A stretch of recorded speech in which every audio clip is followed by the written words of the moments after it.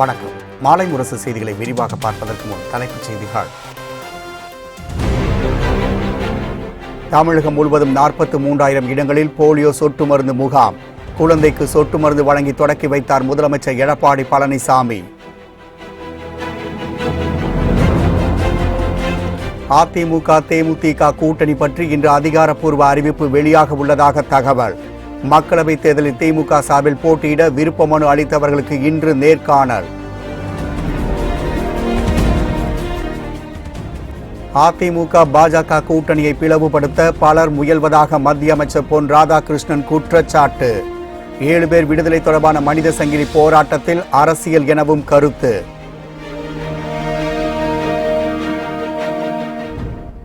தேர்தல் பிரச்சாரத்திற்கு பாதுகாப்பு படையினரின் படங்களை பயன்படுத்தக்கூடாது.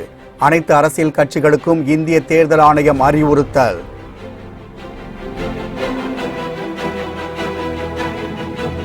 பாகிஸ்தான் தீவிரவாதிகளுக்கு பயிற்சியும் நிதி உதவியும் அளிப்பதாக குடியரசு துணைத் தலைவர் குற்றச்சாட்டு. எந்த மதமும் தீவிரவாதத்தை போதிக்கவில்லை எனவும் வெங்கையா நாயுடு பேச்சு.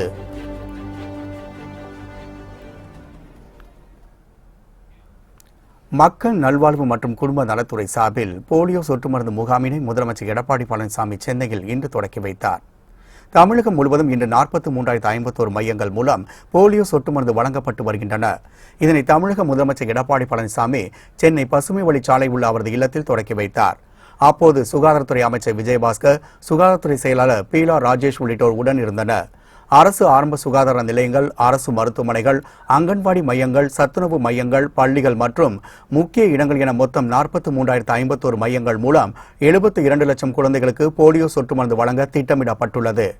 காலை 7 மணிக்கு துவங்கிய முகாம்கள் மாலை 5 மணி வரை செயல்படும் என்றும் 5 வயதுக்குட்பட்ட அனைத்து குழந்தைகளுக்கும் போலியோ சொட்டு மருந்து வழங்கப்படும் என்றும் அறிவிக்கப்பட்டுள்ளது. தேசிய தடுப்பூசி அட்டவணைப்படி ஓரிரு நாட்களுக்கு முன்பாக போலியோ சொட்டு மருந்து வழங்கப்பட்டிருந்தாலும் முகாம் நாளில் மீண்டும் சொட்டு மருந்து வழங்க வேண்டும் என்றும் தெரிவிக்கப்பட்டுள்ளது. இதைத் தொடர்ந்து சித்த மருந்தாளுநர்கள் 146 பேருக்கு பணி நியமன ஆணையை முதலமைச்சர் எடப்பாடி பழனிசாமி வழங்கினார். அதிமுக தேமுதிக கூட்டணி குறித்து இன்று அதிகாரப்பூர்வ அறிவிப்பு வெளியாக உள்ளதாக கூறப்படுகின்றது. அதிமுகவுக்கும் தேமுதிகவுக்கும் இடையே மக்களவைத் தேர்தலுக்கான கூட்டணி இன்று இறுதி செய்யப்படும் என்று எதிர்பார்க்கப்படுகின்றது. இருதரப்பிலும் தொடர்ந்து பேச்சுவார்த்தை நடைபெற்று வரும் நிலையில் தேமுதிகவுக்கு 4 தொகுதிகள் ஒதுக்கப்படலாம் என்று தகவல் வெளியாகியுள்ளது. பேச்சுவார்த்தை முடிந்து விட்டதாகவும் முடிவெடுக்க வேண்டியது தேமுதிக தான் என அதிமுக தரப்பில் கூறப்பட்டது. இதையடுத்து அதிமுக தேமுதிக கூட்டணி இன்று இறுதி செய்யப்படும் எனவும் 4 தொகுதிகள் அக்கட்சிக்கு ஒதுக்கப்படும் எனவும் கூறப்படுகின்றது. தமிழ் மாநில காங்கிரஸ் கட்சியும் இந்த கூட்டணியில் இடம்பெறும் என்று எதிர்பார்க்கப்படுகின்றது. மக்களவைத் தேர்தலுக்காக திமுக சார்பில் போட்டியிட விருப்ப மனு தாக்கல் செய்தவுடன் சென்னையில் இன்று நேர்காணல் நடைபெறுகின்றது. தமிழகத்தில் காலியாக உள்ள 21 சட்டப்பேரவை தொகுதிக்கான இடைத்தேர்தலில் போட்டியிடும் திமுக வேட்பாளருக்கான நேர்காணல் சென்னை அறிவாலயத்தில் நேற்று நடைபெற்றது. திமுக தலைவர் மு.க. ஸ்டாலின், துரைமுருகன், டி.ஆர். பாலு ஆகியோர் விருப்ப மனு தாக்கல் செய்தவுடன் நேர்காணல் நடத்தினர். இன்று மக்களவைத் தேர்தலில் போட்டியிட விருப்ப மனு தாக்கல் செய்தவுடன் நேர்காணல் நடத்தப்படுகின்றது.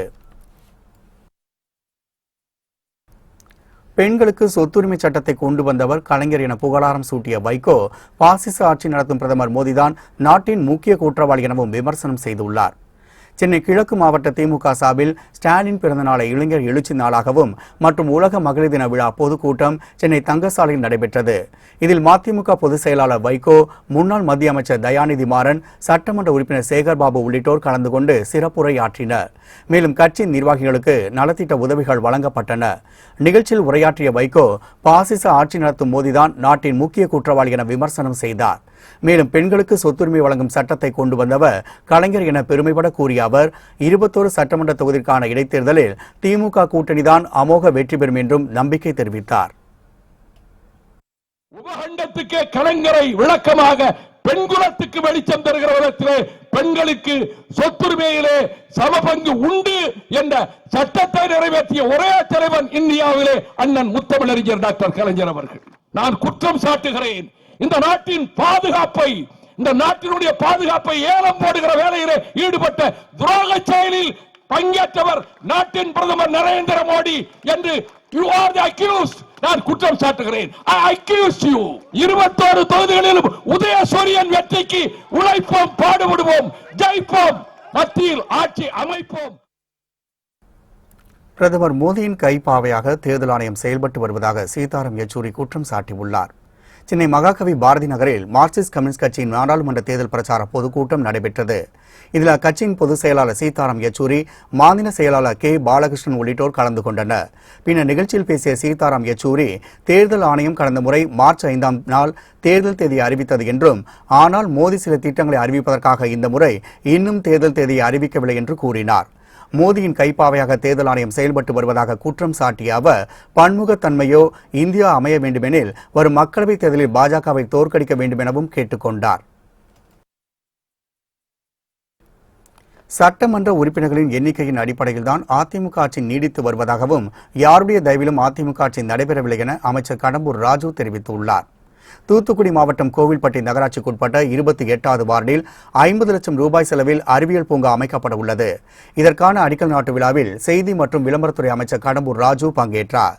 பின்னர் செய்தியாளர்களை சந்தித்த அவர், சட்டமன்ற உறுப்பினர்களின் எண்ணிக்கையின் அடிப்படையில்தான் அதிமுக ஆட்சி நீடித்து வருவதாகவும், யாருடைய தயவிலும் அதிமுக ஆட்சி நடைபெறவில்லை என காட்டமாக கூறினார். அவர்களுடைய ஆதரவோடு ஆட்சி எடுக்கின்ற சட்டமன்ற உறுப்பினர்கள் எண்ணிக்கையின் அடிப்படையில் தான் ஆட்சி நீடிக்குமே தவிர அது எந்த நிலையில் அவர்கள் கருத்து சொன்னார்கள் என்று தெரியவில்லை. இந்த ஆட்சி நீடிப்பது என்பது யாருடைய தயவோடு அதிமுக ஆட்சி இல்லை. இதில் யாருக்கும் பங்கு கொள்வதற்கோ இந்த ஆட்சி நீடிக்க எங்களால் சொல்வதற்கு யாருக்குமே உரிமை இல்லை என்பது தெரிவித்துள்ளேன். அதிமுக பாஜக கூட்டணியை பிளவுபடுத்த பலர் முயற்சி செய்து வருவதாக மத்திய அமைச்சர் பொன் ராதாகிருஷ்ணன் குற்றம் சாட்டினார். கன்னியாகுமரி மாவட்டம் நாகர்கோவிலில் வளர்ச்சிப் பணிகள் குறித்த சந்திப்பு நிகழ்ச்சி நடைபெற்றது. மத்திய அமைச்சர் பொன் ராதாகிருஷ்ணன் தலைமை நடைபெற்ற இந்த நிகழ்ச்சியில் மாவட்டத்தின் பல்வேறு பகுதியிலிருந்து ஏராளமானோர் கலந்து கொண்டனர். பின்னர் செய்தியாளர்களை சந்தித்து பேசிய பொன் ராதாகிருஷ்ணன், அதிமுக பாஜக கூட்டணியை பிளவுபடுத்த எதிர்க்கட்சியினர் முயற்சித்து வருவதாக குற்றம் சாட்டினார். 7 பேர் விடுதலை தொடர்பாக நடைபெற்ற மனித சங்கிலி போராட்டத்தில் அரசியல் விளையாடுவதாகவும் அப்போது அவர் குறிப்பிட்டார். மக்கள் தெளிவாக இருக்கிறாங்க. பிரதமர் நரேந்திர மோடி அவர்களுக்கு தமிழகத்தில் இதற்கு முன்பாக இருந்த ஒரு செல்வாக்கு இன்னைக்கு பல மடங்கு அதிகமாக இருக்கிறத தமிழ் ஊடகங்களே காட்டிக்கிட்டு இருக்கிறாங்க. தலைமையிலான கூட்டணிக்கு குழப்பம் ஏற்படுத்துறதுக்கு எதிர்க்கட்சிகள் முயல்வதாக முதலமைச்சர் பல பேர் முயன்று கொண்டிருக்கிறார்கள். முயற்சி நிச்சயமாக மிகப்பெரிய தோல்வியில் அமையும். மனித சங்கிலி போராட்டம் அரசியல் எதிலெல்லாம் விளையாடிட்டு இருக்குது அப்படிங்கிறத நீங்கள் கண்கூடாக பார்த்துட்டு இருக்கீங்க. பிரதமர் மோடி வந்து சென்றதை பேசும் எதிர்க்கட்சிகள், முன்னாள் பிரதமர் மன்மோகன் சிங் எத்தனை முறை தமிழகம் வந்தார் என்பதை நினைத்து பார்க்க வேண்டும் என பாஜகவின் மாநில தலைவர் தமிழிசை சவுந்தரராஜன் தெரிவித்துள்ளார். சென்னை விமான நிலையத்தில் செய்தியாளர்களை சந்தித்து பேசிய அவர், மத்தியில் ஆளும் பாஜக அரசால் தான் இந்தியா பாதுகாப்பாக உள்ளதென்றும் குறிப்பிட்டார். ஸ்டாலின் கேட்கிறாரு, தேர்தல் நேரத்தில் தான் வராருன்னு எண்ணி பார்க்கட்டும். பிரதமர் மோடி அவர்கள் கடந்த 5 ஆண்டுகளில் எத்தனை முறை தமிழகம் வந்தார்? மன்மோகன் சிங் எத்தனை முறை எத்தனை திட்டங்களுக்கு அடிக்கல் நாட்டுவதற்கும் எத்தனை இயற்கை பேரிடர்களுக்கும் மன்மோகன் சிங் வந்தார்? கணக்கு காமிக்கட்டும். மத்தியில் மீண்டும் பாஜக ஆட்சி வந்துவிட்டால் மதசார்பற்ற நாடாக இந்தியா தொடருமா என்பது கேள்விக்குறியாகிவிடும் என மனிதநேய மக்கள் கட்சியின் மாநில தலைவர் ஜவாஹிருல்லா தெரிவித்துள்ளார். விழுப்புரத்தில் நடைபெற்ற நிகழ்ச்சி ஒன்றில் கலந்து கொண்ட பின்னர் செய்தியாளர்களை சந்தித்து பேசிய அவர், 40 தொகுதியிலும் திமுக காங்கிரஸ் கூட்டணி வேட்பாளர்களின் வெற்றிக்காக பாடுபடுவோம் எனவும் குறிப்பிட்டார். பாஜக மத்தியிலே ஆட்சிக்கு வந்துவிட்டால் நாடு மதசார்பற்ற ஜனநாயக சோசியலிச நாடாக தொடருமா என்பது கேள்விக்குறியாக ஆகக்கூடிய நிலை. வருகின்ற நாடாளுமன்ற தேர்தலிலே தமிழ்நாட்டிலும் புதுச்சேரியிலும் 40 தொகுதிகளிலும் திராவிட முன்னேற்ற கழகத்தின் தலைமையிலான கூட்டணியை ஆதரிப்போம். பாதுகாப்பு படையினரின் படங்களை தேர்தல் பிரச்சாரத்திற்கு பயன்படுத்தக்கூடாது என அனைத்து அரசியல் கட்சிகளுக்கும் தேர்தல் ஆணையம் அறிவுறுத்தியுள்ளது. புல்வாமாவில் நடைபெற்ற தீவிரவாத தாக்குதல், அதையடுத்து பாகிஸ்தானின் பாலகோட்டில் ஜெய்ஷ்-இ முகமது பயிற்சி முகாம்கள் மீது இந்திய விமானப்படையின் பதிலடி ஆகியவற்றை தேர்தல் ஆதாயத்திற்காக பாஜக அரசு பயன்படுத்துவதாக எதிர்க்கட்சிகள் குற்றம் சாட்டியுள்ளன. படை வீரர்களின் படங்கள் அரசியல் கட்சிகளால் தேர்தல் பிரச்சாரங்கள் பயன்படுத்தப்பட்டு வருவது குறித்து தேர்தல் ஆணையத்திற்கு பாதுகாப்பு அமைச்சகம் கடிதம் எழுதியிருந்தது. பாகிஸ்தான் மீதான இந்திய விமானப்படை தாக்குதலை தேர்தல் ஆதாயம் அடைவதற்காக பாஜக பயன்படுத்துவதாக குற்றம் சாட்டி கடற்படை முன்னாள் தளபதி ராம்தாஸும் தேர்தல் ஆணையத்துக்கு கடிதம் எழுதியிருந்தார். இந்நிலையில் அரசியல் கட்சியின் விளம்பரங்களிலோ தேர்தல் பிரச்சாரத்திலோ படை வீரர்களின் படங்களை பயன்படுத்தக்கூடாது என தேர்தல் ஆணையம் அறிவுறுத்தியுள்ளது. இதுகுறித்து வேட்பாளர்களுக்கு கட்சித் தலைவர்கள் தகுந்த அறிவுறுத்தல்களை வழங்க வேண்டும் என்றும் தெரிவித்துள்ளது. நவீன ஜனநாயகத்தில் முப்படைகளும் அரசியல் சார்பற்றவை, சமநிலையானவை என்றும் தேர்தல் ஆணையம் குறிப்பிட்டுள்ளது. தீவிரவாதிகளுக்கு பாகிஸ்தான் பயிற்சியும் நிதி உதவியும் அளிப்பதுடன் தேவையான உதவிகளும் செய்வதாக குடியரசு துணைத் தலைவர் வெங்கையா நாயுடு குற்றம் சாட்டியுள்ளார். மத்திய அமெரிக்க நாடான கோஸ்டரிக்காவில் சுற்றுப்பயணம் மேற்கொண்டுள்ள குடியரசு துணைத் தலைவர் வெங்கையா நாயுடு அங்குள்ள இந்திய வம்சாவளியினரிடையே கலந்துரையாடினார். அப்போது பேசிய அவர், இந்தியா அமைதியை விரும்பும் நாடு என தெரிவித்தார். பல்வேறு காலங்களில் பலரும் இந்தியாவின் மீது படையெடுத்து தாக்குதல் நடத்தி ஆட்சி செய்துள்ளதாகவும் பெரும் சேதத்தை விளைவித்துள்ளதாகவும் ஏமாற்றியுள்ளதாகவும் தெரிவித்தார். உலகம் முழுவதும் ஒரே குடும்பம் என்கிற தத்துவத்தில் நம்பிக்கை கொண்ட இந்தியா எவரையும் தாக்கியதில்லை என்றும் குறிப்பிட்டார். பாகிஸ்தான் பெயரை குறிப்பிடாமல் அண்டை நாடு தீவிரவாதிகளுக்கு பயிற்சியும் நிதி உதவியும் வழங்கி வருவதாகவும் அவர் குற்றம் சாட்டினார். தீவிரவாதம் உலகளாவிய சிக்கல் என்றும் அதற்கு எந்த மதமும் கிடையாது என்றும் அது மனித குலத்துக்கே எதிரி என்றும் அவர் குறிப்பிட்டார். உலகின் எந்த மதமும் தீவிரவாதத்தை போதிக்கவில்லை என்றும் அவர் சுட்டிக்காட்டினார். 5 ஆண்டுகளில் 3 முறை பாகிஸ்தானுக்கு இந்திய ராணுவம் பதிலடி தாக்குதல் நடத்தப்பட்டதாக மத்திய உள்துறை அமைச்சர் ராஜ்நாத் சிங் தெரிவித்துள்ளார். கர்நாடக மாநிலம் மங்களூருவில் நடைபெற்ற பொதுக்கூட்டத்தில் மத்திய உள்துறை அமைச்சர் ராஜ்நாத் சிங் கலந்து கொண்டார். நேற்று நடைபெற்ற பொதுக்கூட்டத்தில் பேசிய அவர், கடந்த 5 ஆண்டுகளில் மட்டும் 3 முறை பாகிஸ்தானுக்குள் புகுந்து இந்திய ராணுவம் பதிலடி தாக்குதல் நடத்தியிருப்பதாக குறிப்பிட்டார். முதலாவது ஊரி முகாம் தாக்குதலுக்கு பதிலடியாக சர்ஜிக்கல் ஸ்ட்ரைக்கை நடத்தியதாகவும் புல்வாமா தாக்குதலை தொடர்ந்து பாலக்கோட்டு தாக்குதல் நடத்தப்பட்டதாகவும் கூறினார். ஆனால் 3வது தாக்குதல் எப்படி நடந்தது என்பதை கூற மறுத்த ராஜ்நாத் சிங், இந்தியா பலவீனமானது என்று எந்த ஒரு நாடும் எண்ணிக்கொள்ள வேண்டாம் என்றும் தற்போது பொருளாதாரத்தில் இந்தியா சிறப்பாக செயல்பட்டு வருவதாகவும் தெரிவித்தார். குஜராத் மாநிலத்தில் காங்கிரஸ் கட்சியிலிருந்து விலகி பாஜகவில் இணைந்த ஜவஹர் சாவ்டா உட்பட 3 பேருக்கு அமைச்சர் பதவி வழங்கப்பட்டுள்ளது. குஜராத் மாநிலத்தில் பாஜக ஆட்சி நடைபெற்று வருகின்றது. 2017ஆம் ஆண்டில் காங்கிரஸ் கட்சியிலிருந்து விலகிய தர்மேந்திர சிங் ஜடேஜா பாஜகவில் இணைந்து ஜாம்நகர் தொகுதியில் போட்டியிட்டு வெற்றி பெற்று எம்எல்ஏ ஆனார். தற்போது காங்கிரஸ் கட்சியிலிருந்து எம்எல்ஏ பதவியில் இருந்தும் விலகிய ஜவஹர் சாவ்டா பாஜகவில் இணைந்தார். அமைச்சரவை விரிவுபடுத்திய முதலமைச்சர் விஜய் ரூபானி ஜவஹர் சாவ்டா மற்றும் ஜடேஜாவுடன் ஆளும் பாஜக கட்சி மீது அதிருப்தியில் இருந்த மஞ்சள்பூர் தொகுதி எம்எல்ஏ யோகேஷ் பட்டேலுக்கும் அமைச்சர் பதவி வழங்கியுள்ளார். ஆளுநர் மாளிகையில் நடைபெற்ற நிகழ்ச்சியில் 3 பேருக்கும் பதவி பிரமாணம் செய்து வைக்கப்பட்டது. இதையடுத்து விஜய் ரூபானி தலைமையிலான பாஜக அமைச்சரவை பலம் 27ஆக அதிகரித்துள்ளது. காஷ்மீரின் ரஜோரி பகுதியில் பாகிஸ்தான் ராணுவம் அத்துமீறி தாக்குதல் நடத்தியடுத்து இந்திய ராணுவம் பதிலடி கொடுத்துள்ளது. புல்வாமா தாக்குதலை தொடர்ந்து இந்தியா பாகிஸ்தான் எல்லையில் பதற்றம் அதிகரித்துள்ளது. இந்திய போர் விமானங்கள் எல்லை தாண்டி சென்று பயங்கரவாத முகாமை தகர்த்தால் பாகிஸ்தான் கடும் ஆத்திரமடைந்துள்ளது. எல்லையில் பாகிஸ்தான் ராணுவம் தொடர்ந்து துப்பாக்கிச்சூடு நடத்தி வருகின்றது. இந்திய ராணுவமும் பதிலடி கொடுத்து வருகின்றது. இந்நிலையில் காஷ்மீரின் எல்லை கட்டுப்பாட்டு கோட்டு பகுதியில் உள்ள ரஜோரியின் சுந்தர்பானியில் பாகிஸ்தான் ராணுவம் நேற்று அத்துமீறி தாக்குதல் நடத்தியது. துப்பாக்கியால் சுட்டும் சிறிய கையெறி குண்டுகளை வீசியும் தாக்குதலில் ஈடுபட்டனர். பாகிஸ்தானின் அத்துமீறிய தாக்குதலுக்கு இந்திய ராணுவம் தகுந்த பதிலடி கொடுத்தது. தேமுதிகவுடன் கூட்டணி பேச்சுவார்த்தை நடைபெற்று வருவதாக குறிப்பிட்ட முதலமைச்சர் எடப்பாடி பழனிசாமி தொகுதி பங்கீடு குறித்து விரைவில் முடிவு வெளியாகலாம் எனவும் நம்பிக்கை தெரிவித்தார். கோவை விமான நிலையத்தில் செய்தியாளர்களிடம் பேசிய அவர், அலுவலகத்தில் யார் வேண்டுமானாலும் தன்னை சந்திக்கலாம் என்றும் குறிப்பிட்டார். பேச்சுவார்த்தை தொடரணும். 4 சீட்டு 6 சீட்டு 7 சீட்டு அதெல்லாம் பேச்சுவார்த்தையில் உடன்பாடு ஏற்படும் போது தான் தெரியும். 40 நாடாளுமன்றத்துக்கும் ஏற்கனவே தலைமை கழகம் அறிவிக்கப்பட்டு யாரெல்லாம் எந்தெந்த தொகுதியில் போட்டியிடுவதற்கு விருப்ப மனு செஞ்சாங்களோ அவரைகள்லாம் அழைச்சி திங்கள் செவ்வாய் ஆய்வு நடத்திருக்கிறோம். அதுக்கு பிறகுதான் இறுதி செய்யப்படும். ஜனநாயக நாட்டில் ஒரு முதலமைச்சரை குடிமகன் யார் வந்தாலும் தங்களுடைய குறைகளை சொல்வதற்கு அதிகாரம் இருக்குது. அந்த அடிப்படையில் என்னை கேசி பழனிசாமி சந்திச்சிருக்கு. இந்தியாவிலேயே ஊழலுக்காக கலைக்கப்பட்ட ஆட்சிதான் திமுக ஆட்சி என குறிப்பிட்ட முதலமைச்சர் ஊழல் குற்றச்சாட்டுகளை ஆதாரத்துடன் சொல்ல வேண்டும் என திமுகவிற்கு அறிவுரை வழங்கினார். இந்தியாவிலேயே ஊழலுக்காக கலைக்கப்பட்ட ஒரு ஆட்சினா திமுக ஆட்சி. அவர்கள் சொல்வது நீங்க நம்புறீங்களா? ஆதாரத்தோடு சொல்லட்டும். ஆதாரம்லாம் யார் வேணாலும் சொல்லலாம். ஆதாரம் என்ன ஆதாரம் இருக்குது? திமுக காங்கிரஸ் வச்சிருக்க கூட்டணி சரியான கூட்டணியா? இலங்கையில் தமிழர் படுகொலை செய்கிறாங்க. யாரால் ஏற்பட்டது? எந்த ஆட்சியில் ஏற்பட்டது? மத்தியில் இருக்கும்போது. அவரோட கூட்டணி கூட வெக்கக்கேடான எதுவுமே கிடையாது. சென்னையில் மகளிர் தினத்தை ஒட்டி நடைபெற்ற சிறப்பு நிகழ்ச்சியில் போலீஸ் கமிஷனர் AK விஸ்வநாதன் கலந்து கொண்டு சிறப்பாக பணியாற்றிய பெண் போலீசாருக்கு பரிசுகளை வழங்கி கௌரவித்தார். சென்னை எழும்பூர் ராஜரத்தினம் விளையாட்டு மைதானத்தில் பெருநகர காவல்துறை சார்பாக உலக மகளிர் தினம் சிறப்பாக கொண்டாடப்பட்டது. Chennai police commissioner AK Viswanathan, குற்ற ஆவண காப்பக கூடுதல் இயக்குநர் திருமதி சீமா அகர்வால் ஆகியோர் இந்நிகழ்ச்சியை தொடக்கி வைத்தனர். பின்னர் குற்ற சம்பவ வழக்குகளில் சிறப்பாக பணிபுரிந்த பெண் காவலர்களுக்கு போலீஸ் கமிஷனர் நினைவு பரிசுகளை வழங்கினார். இந்நிகழ்ச்சியில் கூடுதல் காவல் ஆணையர்கள், இணை ஆணையர்கள் உள்ளிட்ட உயர் போலீஸ் அதிகாரிகள் கலந்து கொண்டனர்.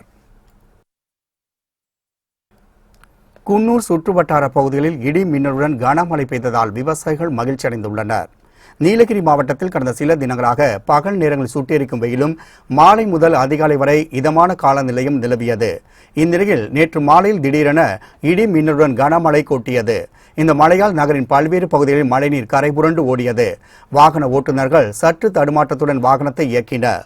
குன்னூர் மேட்டுப்பாளையம் தேசிய நெடுஞ்சாலையில் கனமழை கொட்டியதால் வாகனங்கள் செல்பவர்கள் மெதுவாக செல்ல வேண்டும் எனவும் மரங்களின் அடியில் நிற்கக்கூடாது எனவும் காவல்துறையினர் அறிவுரை வழங்கினர். சேலத்தில் உள்ள பத்திரப்பதிவு அலுவலகத்தில் லஞ்ச ஒழிப்பு போலீசார் நடத்திய திடீர் ஆய்வில் கணக்கில் வராத லட்சக்கணக்கான பணத்தை பறிமுதல் செய்தனர்.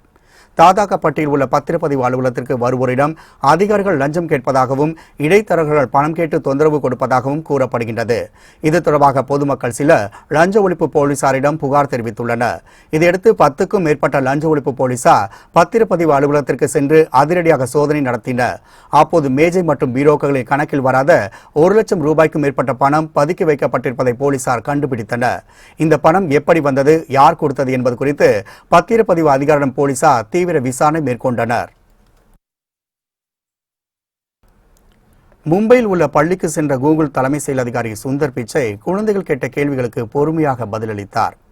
ஊரக பகுதியில் வாழும் குழந்தைகள் எளிமையான முறையில் ஹிந்தியும் ஆங்கிலமும் கற்பதற்காக பிரமால் பவுண்டேஷன் மற்றும் கூகுள் இணைந்து போலோ எனும் செயலியை உருவாக்கி வெளியிட்டனர். இதனை வெளியிட்ட சுந்தர் பிச்சை மும்பை அந்தேரியில் உள்ள பள்ளிக்கு சென்றார். அங்கிருந்த மாணவர்கள் அவருக்கு பிடித்த உணவு, பிடித்த பாடம், மிகவும் வெறுத்த பாடம் உள்ளிட்டவற்றை கூறுமாறு அடுக்கடுக்காக கேள்வி எழுப்பினர். அவற்றுக்கு பொறுமையாக பதிலளித்த சுந்தர் பிச்சை தனக்கு பிடித்த உணவு பானிபூரி என்றார்.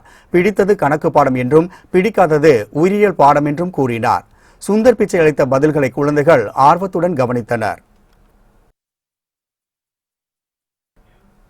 விளை நிலங்கள் வழியாக உயர்மின் அழுத்த கோபுரங்கள் அமைப்பதற்கு எதிர்ப்பு தெரிவித்து நாமக்கல் அருகே விவசாயிகள் தங்கள் வீடுகளில் கருப்பு கொடியேந்தி போராட்டம் நடத்தினர். விளை நிலங்கள் வழியாக உயர்மின் கோபுரம் அமைப்பதை கைவிட்டு சாலை ஓரங்கள் கேபிள்கள் பதித்து அதன் மூலம் மின்சாரம் கொண்டு செல்ல வேண்டும் என்பது விவசாயிகளின் கோரிக்கையாக உள்ளது. இந்நிலையில் இந்த கோரிக்கையை வலியுறுத்தி கடந்த 7 நாட்களாக நாமக்கல் மாவட்டம் படைவீடு பகுதியில் விவசாயிகள் காலவரையற்ற காத்திருப்பு மற்றும் உண்ணாவிரத போராட்டத்தில் ஈடுபட்டு வருகின்றனர். இதன் தொடர்ச்சியாக நேற்று அவர்கள் தங்கள் போராட்டத்திற்கு வலு சேர்க்கும் விதமாக வீடுகளில் கருப்பு கொடி ஏற்றியும் கருப்பு பலூன்களை பறக்கவிட்டும் ஆர்ப்பாட்டத்தில் ஈடுபட்டனர். கள்ளக்குறிச்சி அருகே இன்று அதிகாலை ஏற்பட்ட தீ விபத்தில் 2 வீடுகள் முற்றிலும் எரிந்து சேதமடைந்தன. விழுப்புரம் மாவட்டம் கள்ளக்குறிச்சி அடுத்த தெங்கியாநத்தம் கிராமத்தை சேர்ந்தவர் பொன்னுச்சாமி. இங்கு இவருக்கும் இவருடைய மகனுக்கும் சொந்தமாக 2 வீடுகள் உள்ளன. கேரளாவில் வேலை செய்து வரும் இவர் வீடுகளை கவனிக்கும் பொறுப்பை தனது தாயின் பொறுப்பில் ஒப்படைத்துள்ளார். இந்நிலையில் இன்று அதிகாலை வீட்டுக்கு அருகில் பொருத்தப்பட்டிருந்த மின் மீட்டரில் தீப்பிடித்து அருகில் இருந்த கூரை வீடுகளுக்கு தீ பரவியது. இதில் பொன்னுச்சாமியின் வீடும் இவரது மகன் வீடும் முற்றிலும் தீப்பிடித்து எரிந்து சேதமடைந்தது. விபத்து குறித்து உடனடியாக தீயணைப்புத் துறைக்கு தகவல் தெரிவிக்கப்பட்டு தீ அணைக்கப்பட்டது. இருப்பினும் வீடுகள் முற்றிலும் இருந்ததால் 2 லட்சம் ரூபாய் மதிப்புள்ள பொருட்கள் எரிந்து சேதமடைந்தன. சிதம்பரத்தில் லாரி மோதியதில் மின்கம்பம் முறிந்து விழுந்த நிலையில் உடனடியாக மின்சாரத்தை துண்டித்ததால் அசம்பாவிதம் தவிர்க்கப்பட்டது. கடலூர் மாவட்டம் சிதம்பரத்துக்கு சரக்கேற்றிய லாரி ஒன்று வந்து கொண்டிருந்தது. போக்குவரத்து பணிமனை அருகே வந்தபோது திடீரென லாரி மின்கம்பின் மீது உரசியது. இதை பார்க்காத ஓட்டுநர் லாரியை இயக்கியதில் மின்கம்பம் முறிந்து கம்பிகளும் அறுந்து விழுந்தன. பொதுமக்கள் உடனடியாக தகவல் அளித்ததால் விரைந்து வந்த மின்துறையினர் மின்சாரத்தை துண்டித்தனர். இதனால் அசம்பாவிதம் நிகழாமல் தடுக்கப்பட்டது. ஈரோடு மாவட்டம் பெருந்துறையில் உணவு பாதுகாப்புத்துறை நடத்திய சோதனையில் 6 லட்சம் ரூபாய் மதிப்புள்ள குட்கா மற்றும் புகையிலை பொருட்களை பறிமுதல் செய்துள்ளனர். பெருந்துறை பேருந்து நிலையத்தில் தேவதாஸ் என்பவரின் அரிசி கடையிலும் தென்றல் நகரில் உள்ள அவரது வீட்டிலும் உணவு பாதுகாப்புத்துறை சோதனை நடத்தி 102 கிலோ புகையிலை பொருட்களை பறிமுதல் செய்தனர். இதேபோல் பல்பொருள் அங்காடி வைத்துள்ள கண்ணன் என்பவரின் காரை சோதனையிட்ட போது அதில் 5 லட்சம் ரூபாய் மதிப்புள்ள புகையிலை பொருட்கள் இருப்பதை கண்டுபிடித்து பறிமுதல் செய்தனர். புதுச்சேரியிலிருந்து கடலூருக்கு கடத்தி வரப்பட்ட 7 லட்சம் ரூபாய் மதிப்புள்ள மது பாட்டில்கள் மற்றும் கடத்தலுக்கு பயன்படுத்த கார் ஆகியவற்றை மதுவிலக்கு பிரிவினர் கைப்பற்றினர். புதுச்சேரியிலிருந்து தமிழகத்திற்கு மது பாட்டில்கள் கடத்தி வருவதை தடுக்க கடலூர் மாவட்ட எல்லையான ஆல்பேட்டையில் சோதனைச் சாவடி அமைக்கப்பட்டுள்ளது. இந்த சோதனைச் சாவடியில் புதுச்சேரியை சேர்ந்த புஷ்பராஜ் என்பவரின் காரை மறித்து சோதனையிட்ட போது அதில் மது பாட்டில்கள் பெட்டி பெட்டியாக இருந்தது கண்டுபிடிக்கப்பட்டது. இதையடுத்து 1920 மது பாட்டில்களையும் கடத்தலுக்கு பயன்படுத்தப்பட்ட காரையும் கைப்பற்றிய மதுவிலக்கு பிரிவினர் புஷ்பராஜிடம் விசாரித்து வருகின்றனர். கள்ளக்குறிச்சியில் குடிநீர் பிரச்சினை தீர்க்க கோரி நகராட்சியை கண்டித்து பெண்கள் காலி குடங்களுடன் சாலை மறியலில் ஈடுபட்டதால் பரபரப்பு ஏற்பட்டது. விழுப்புரம் மாவட்டம் கள்ளக்குறிச்சி நகராட்சியில் வஉசி நகர் 2வது வார்டில் கடந்த 1 மாத காலமாக குடிநீர் விநியோகம் சரிவர செய்வதில்லை. இதுகுறித்து பொதுமக்கள் பலமுறை நகராட்சி நிர்வாகத்திற்கு தெரிவித்தும் அதிகாரிகள் கண்டுகொள்ளவில்லை என கூறப்படுகின்றது. இதனால் ஆத்திரமடைந்த பொதுமக்கள் நகராட்சி நிர்வாகத்தை கண்டித்து கள்ளக்குறிச்சி கச்சிராபாளையம் சாலையில் திடீரென காலி குடங்களுடன் சாலை மறியலில் ஈடுபட்டனர். தகவல் அறிந்து சம்பவ இடத்துக்கு வந்த காவல்துறை அதிகாரிகள் பொதுமக்களிடம் பேச்சுவார்த்தை நடத்தினர். இதனால் சிறிது நேரம் அப்பகுதியில் போக்குவரத்து பாதிக்கப்பட்டது. எங்களுக்கு எந்த தண்ணி வசதியுமே இல்ல, உப்பு தண்ணி இல்ல, நல்ல தண்ணி வசதியுமே எதுவுமே இல்லை சார். வருஷம் நாங்க போய் போராட்டம் பண்றோம். இது வரைக்கும் எங்களுக்கு எங்க ஏரியா வரைக்கும் விட்டுட்டு கம்முன்னு போயிடுறாங்க. அதுக்கு நீங்க ஏதாவது ஸ்டெப் எடுக்க சொல்லுங்க. சென்னை விமான நிலைய நுழைவு வாயிலில் செல்லும் பயணிகளின் அடையாள அட்டையை பரிசோதனை செய்ய போதிய ஊழியர்கள் இல்லாததால் பயணிகள் சிரமம் அடைந்துள்ளனர். சென்னை விமான நிலையத்திலிருந்து வெளியூர் செல்லும் பயணிகளின் எண்ணிக்கை நாளுக்கு நாள் அதிகரித்து வருகின்றது. வெளியூர் செல்ல வேண்டிய பயணிகள் 1 மணி நேரத்துக்கு முன்னதாகவே விமான நிலையத்தில் இருக்க வேண்டும். அப்போதுதான் டிக்கெட் பரிசோதனை மற்றும் உடைமைகளின் சோதனைகளை முடித்து பயணிகள் விமானத்துக்கு செல்வது எளிதாக அமையும். ஆனால் விமான நிலைய நுழைவாயில் சோதனை செய்யும் இடத்தில் உள்ள CSF காவலர்கள் போதிய அளவில் இல்லாததால் பயணிகள் நீண்ட நேரம் வரிசையில் காத்திருக்கும் நிலை ஏற்படுகின்றது. சில நேரங்களில் விமானத்துறை தவறவிடும் நிலையும் ஏற்படுகின்றது. எனவே உடனடியாக போதிய டிக்கெட் பரிசோதனை செய்யும் ஊழியர்களை நியமிக்க வேண்டும் என பயணிகள் கோரிக்கை விடுத்துள்ளனர்.